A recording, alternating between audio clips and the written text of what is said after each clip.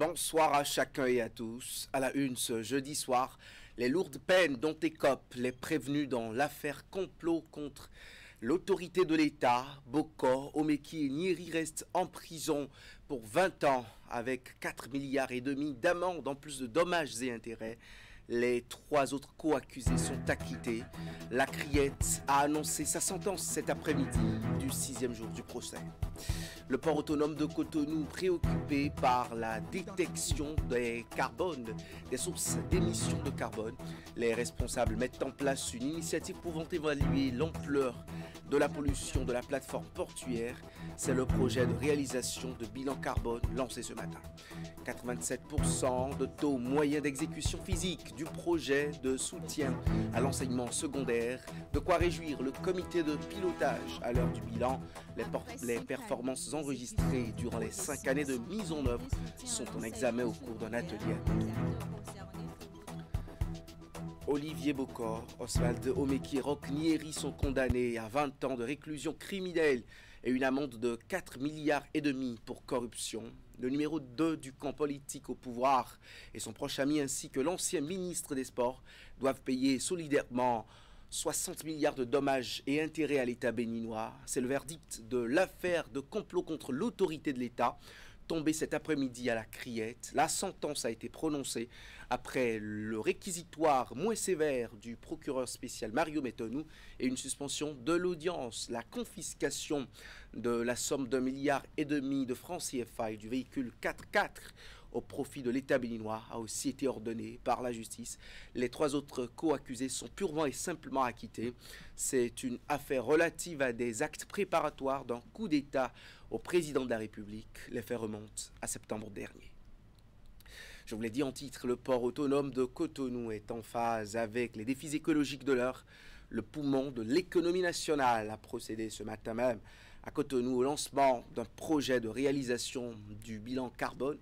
La visée derrière l'initiative est de déterminer les sources d'émissions et de mesurer surtout l'ampleur de la pollution de la plateforme portuaire. Reportage. Monsieur le représentant du Identifier, quantifier et réduire les émissions de gaz à effet de serre générées par les activités portuaires. C'est le but du projet de réalisation du bilan carbone du port autonome de Cotonou. Ce programme s'inscrit dans le cadre de la mise en œuvre du label Écoport de la structure et de sa politique environnementale, qualité, sécurité, environnement. Le port de Cotonou, en tant que poumon de l'économie béninoise, a une responsabilité majeure dans la réduction de son empreinte carbone. La décarbonation des ports présente plusieurs avantages, notamment la réduction des gaz à effet de serre, l'amélioration de la qualité de l'air dans la zone portuaire, la promotion du développement durable et stimulation à l'innovation technologique pour des solutions énergétiques plus propres. Ce serait assorti des recommandations pour que tous les acteurs du port s'engagent dans un processus de réduction de ces gaz à effet de serre. Voilà pourquoi on trouve que c'est un projet innovant et ça permet au port autonome de Cotonou de satisfaire à ses engagements. Le projet est financièrement et techniquement soutenu par l'Agence de développement belge, Enabel. L'approche que nous avons suivie depuis le début, depuis juin 2019, et le démarrage de ces 2 projets vis-à-vis de cette problématique comporte plusieurs dimensions. Tout d'abord, il y a la question du cadre politique et réglementaire, c'est-à-dire l'appui à l'actualisation ou l'élaboration des textes qui définissent les normes et les lois à respecter. Par ailleurs, nous apportons un appui aux institutions qui sont en charge du contrôle et de la régulation au niveau central et au niveau local, institutions qui pour certaines relèvent du ministère du cadre de vie et des transports ou du ministère en charge de l'agriculture selon les cas. L'un des moments importants de cette cérémonie de lancement est la présentation d'une communication sur les concepts de changement climatique et de bilan carbone. L'élaboration du bilan carbone, dont l'échéance annoncée est juin 2025, devrait aboutir à celle de la stratégie verte de la plateforme portuaire. En diplomatie économique, la vice-présidente du Bénin, Mariam Chabi-Talata Zimeirima, accompagnée d'une forte délégation, a pris part au sommet africain sur l'énergie à Dar es Salaam, en Tanzanie, en représentation du chef de l'État. Elle a non seulement mis en lumière les potentialités énergétiques du pays, mais aussi invité les partenaires à venir investir librement au Bénin. Suivez un bout de ses propos à l'occasion. Nous disposons déjà d'une politique nationale de développement des énergies renouvelables. Nous avons un code de l'électricité, nous avons une stratégie nationale d'électrification, nous avons un cadre réglementaire en réseau pour faciliter l'accès à l'électricité aux zones rurales. Nous avons une stratégie de raccordement à moindre coût qui permet donc aux populations d'avoir accès à l'énergie. En dehors des projets nationaux, nous sommes en partenariat avec les pays de la sous-région pour le développement de projets d'interconnexion régionale. Nous avons facilité le cadre du marché de l'énergie en revoyant notre code des investissements, la loi sur les zones économiques, la loi portant développement des petites et moyennes entreprises. Nous sommes une destination vraiment sûre. Parmi ceux qui sont ici, il y a des investisseurs. Nous les invitons à venir s'installer chez nous. Le climat leur est favorable. Les réformes sont vraiment en cours. Et nous sommes, en ce qui concerne les investissements, un pays aujourd'hui sûr. Tenez par exemple au Bénin, en 1 ou 2 journées, vous pouvez créer votre entreprise au Bénin.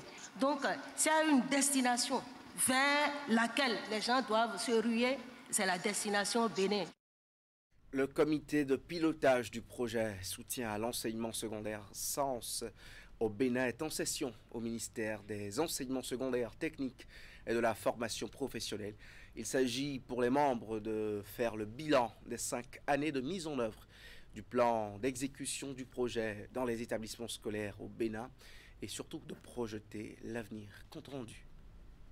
Après 5 années d'exécution du projet SENS entendé soutien à l'enseignement secondaire, les acteurs concernés se retrouvent ici pour dresser le bilan. Ils sont appelés à faire un point global et surtout envisager des actions pour un achèvement complet des infrastructures en cours de finalisation et des activités de pilotage du sous-secteur. Grâce à l'engagement des parties prenantes, le projet affiche aujourd'hui des résultats remarquables, dont un taux moyen d'exécution physique de plus de 87% et un taux d'exécution financière de 83,66%. Ces chiffres traduisent notre volonté commune de transformer le système éducatif béninois. Le projet SENS ne s'est pas limité à la construction d'infrastructures. Il a également posé les bases solides pour une gestion durable de l'enseignement secondaire au Bénin. SENS est un programme qui vise à contribuer à l'amélioration de l'accès et la rétention des élèves dans les collèges. Ceci à travers la construction des infrastructures scolaires. On dénombre à la date d'aujourd'hui 170 modules de 4 salles de classe et 340 blocs de latrines construits dans 110 établissements à un coût global estimé à 10 milliards de francs CFA avec le financement de l'Agence française de développement. Côté AFD, évidemment, c'est la fin d'un projet, mais ce n'est pas du tout la fin du partenariat. On poursuit les réflexions pour voir justement comment continuer à travailler ensemble, dans quelle mesure, et ça à horizon plus ou moins proche. Et on est très content de pouvoir vous accompagner pour améliorer l'accès et la qualité du système éducatif en faveur évidemment des jeunes béninoises et béninois. Le projet a impacté plusieurs établissements scolaires dans 6 départements du Bénin. Les recommandations sont faites pour la poursuite des activités prévues pour prendre fin en avril prochain. Le Bénin va se doter dans les tout prochains jours d'une base de données sur l'enseignement supérieur. Cet outil va être mis à la disposition de la délégation au contrôle et l'éthique dans l'enseignement supérieur pour remplir ses missions, notamment l'évaluation des enseignants du supérieur. Le Conseil des ministres d'hier a donné son accord à un cabinet d'experts pour la réalisation de ces travaux d'automatisation. Les détails de cette décision du conclave gouvernemental et bien d'autres mesures avec le porte-parole du gouvernement. Il est aussi secrétaire général adjoint du gouvernement. Écoutons Wilfried Léandre Rungwichi. Ce mercredi 29 janvier 2025, Le Conseil des ministres s'est réuni sous la présidence du chef de l'État, M. Patrice Talon. Les décisions que voici ont sanctionné la séance.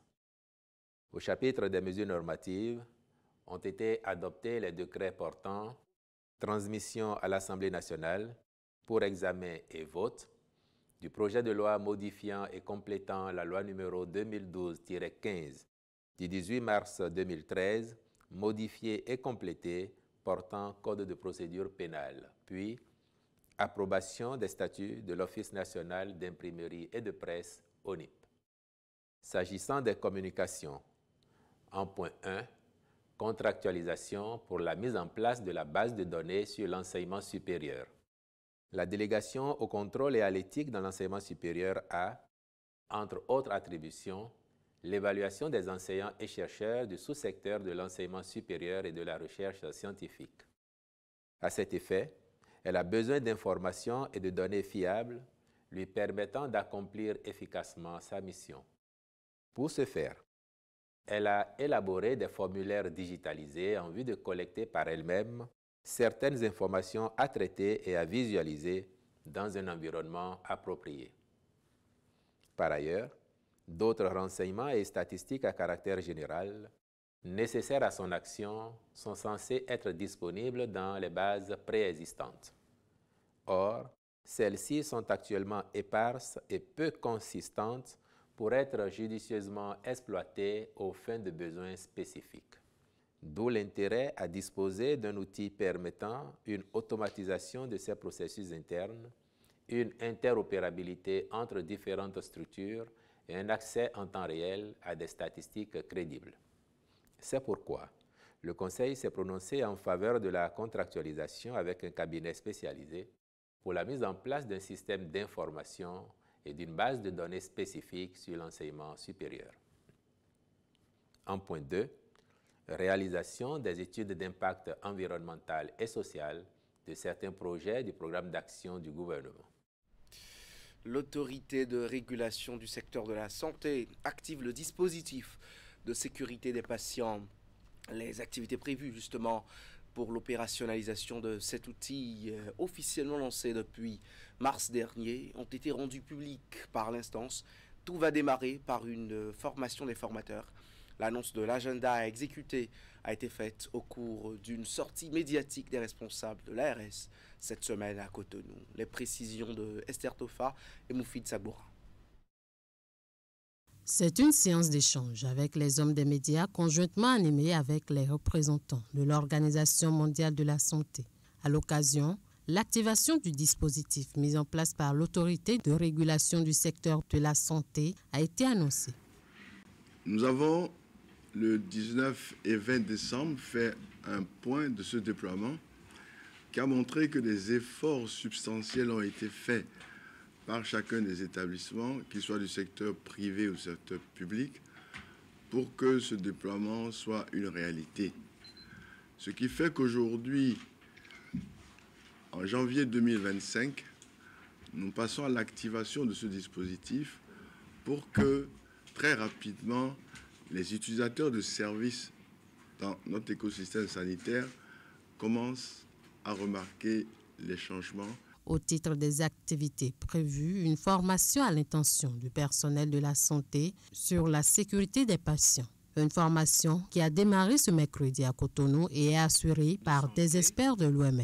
Et on doit s'assurer que tout acte médical est réalisé dans les conditions les plus optimales pour en apporter les meilleurs bénéfices pour le patient en lui évitant tout préjudice. Tout préjudice, ça veut dire que, avant tout, il ne faut pas nuire aux patients. Quand on voit qu'on a 96% des femmes enceintes qui accouchent dans des structures de santé, nous sommes en droit de nous dire qu'il ne devait pas avoir de décès maternel. Et pourtant, il en existe. C'est pour ça que nous n'avons pas hésité vraiment à apporter notre appui en tant que OMS pour soutenir l'autorité de régulation de la santé qui est en train de déployer un tel outil qui va, je ne vais plus le dire, montrer vraiment l'importance d'assurer des soins de qualité aux patients. Il faut dire que le dispositif a pour but d'assurer aux patients un soin de qualité et d'éviter au maximum les préjudices. La mise en œuvre du projet de développement de l'autoroute du corridor Abidjan-Lagos n'est désormais plus qu'une question de mois. Cette route relie justement 5 pays de l'Afrique de l'Ouest. Les experts mobilisés à Cotonou sont en atelier d'examen technique et de validation du projet, de rapport final et d'études de facilitation du commerce et du transport.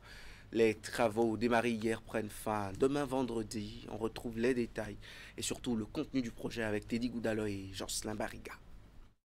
Autour de cette table, des acteurs qui interviennent dans la mise en œuvre du projet de développement de l'autoroute du corridor Abidjan-Lagos. Ces assises déterminent le démarrage imminent des travaux qui vont relier 5 pays, à savoir le Nigeria, le Bénin, le Togo, le Ghana et la Côte d'Ivoire. Ce projet a plusieurs composants, c'est-à-dire au niveau des douanes, au niveau de divers services administratifs, au niveau du transport, etc. Donc, nous travaillons ensemble aujourd'hui pour voir s'il y a une synergie, si toutes ces composantes peuvent travailler en synergie et bien conduire le projet. Cette autoroute est d'une longueur d'environ 1028 km. Elle relie les principales villes des pays concernés à travers une zone à fort potentiel économique représentant soit 15% du volume des échanges en Afrique de l'Ouest. Au Bénin, le trajet de l'autoroute prend en compte les localités d'Atiémé, Ouenga, Toribosito, Godomé et Sémékraké avec un linéaire de 127 km.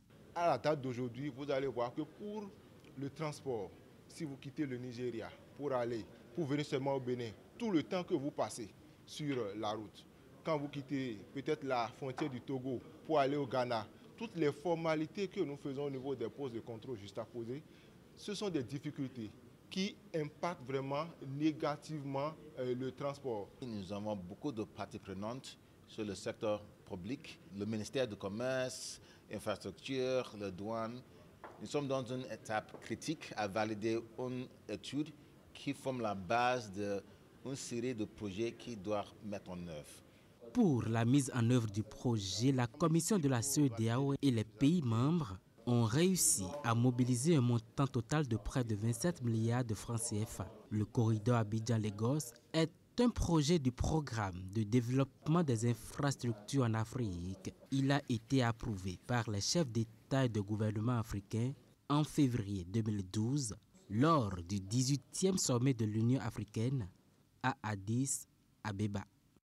On va s'intéresser pour finir à l'actualité des guépards évoluant à l'étranger. Que retenir des récentes sorties des internationaux béninois avec leurs clubs respectifs? Ils étaient bien nombreux à jouer le week-end écoulé dans leurs différents championnats. On va suivre le point de leur performance. C'est l'écho des guépards. Le tour d'horizon de l'actualité des guépards l'extérieur de cette semaine démarre en France. À l'occasion du match avancé de la 20e journée de la Ligue de BKT, Grenoble Foot 38 de Junior Layton s'est incliné devant le FC Metz sur un score de 3-0. Remplaçant au coup d'envoi, le milieu de terrain béninois est entré à la 63e minute de jeu. Son club occupe provisoirement la 9e place au classement avec 27 points. On reste en France, cette fois-ci en division inférieure. À l'occasion de la 17e journée du 4e échelon du championnat français, le FC Girondin de Bordeaux de Youssouf Assoba a décroché une 3e victoire consécutive dans le groupe B. Le Guépard et ses coéquipiers se sont imposés à leurs homologues du stade pour AT20 FC 2-1. Pour cette explication, le latéral 3 béninois enchaîne avec une nouvelle titularisation. Bordeaux compte 30 points et reste deuxième au classement à 3 unités du leader avec un match en moins. De leur côté, le FC Chambly-Oise et Melville de Rémus se sont inclinés devant leurs homologues du FC Balagne sur un score de 2-1 dans le groupe C. Aligné au départ, le Guépard disputait l'intégralité de la rencontre. Son club occupe actuellement la 8e place avec 20 points et un match en moins. Belgique l'ont joué ce week-end la 23e journée de la Jupiter Pro League. Dans ce cadre, le Standard de Liège et Andreas Rotondi ont enregistré un 3e succès consécutif à domicile. Les Rouges se sont imposés à leurs homologues du FC Weidender par un score d'1-0. En plaçant au coup d'envoi, l'attaquant béninois est entré en jeu à la 69e minute et enchaîne ainsi avec son 3e match sous la couleur du club belge. Le Standard de Liège est l'actuel 6e au classement avec 34 points. Imran Hassan fait ses débuts sous la couleur de son nouveau club en première division suisse. À l'occasion de la 20e journée, le milieu de terrain béninois et Grasshopper Club Zurich ont partagé les points avec Young Boys au bout d'un score nul et vierge. Arrivé au club il y a quelques semaines, le milieu de terrain béninois est entré en jeu à la 87e minute. Son club occupe provisoirement la 10e place au classement avec 19 points au compteur. Apollon Limassol de CSI d'Almeida a été freiné à l'occasion de la 20e journée du championnat de Chypre de première division. Le milieu de terrain béninois et ses coéquipiers ont courbé les chines devant ALS Omonia sur un score de 2-1. Laissé au banc au coup d'envoi, le Guépard a fait son entrée à la 52e minute et va écoper d'un carton jaune à la 53e minute. Son club reste 6e au classement avec 31 points. En Roumanie à présent, David Kiki retrouve enfin les aires de jeu après environ 6 mois. À l'occasion de la 23e journée de la Superliga, le FC Bucarest et son Guépard se sont imposés à Utah Arad par un score d'1-0. Titularisé au départ, le latéral gauche béninois a dû céder sa place à la 85e minute sur blessure. Son club garde la 2e place au classement avec 41 points à égalité de points avec le leader. À l'occasion de la 21e journée de la 2e division turque, Ümraniyespor de Sebiosoukou s'est imposé par un score d'1-0 à Sanliur Faspor. Titulaire au coup d'envoi, le milieu de terrain béninois a cédé sa place à la 67e minute. Ümraniyespor grimpe à la 12e place avec 29 points au compteur. Terminons au Nigeria. Dans le cadre de la 20e journée de la Première Ligue nigériane, Remo Stars du portier béninois Serge Obassa a pris le meilleur sur Aqua United FC par un score de 2-1. Aligné au départ, le gardien béninois a disputé l'intégralité de la rencontre et compte 9 clean sheets en 15 matchs joués cette saison. Remo Stars reste leader au classement avec 39 points.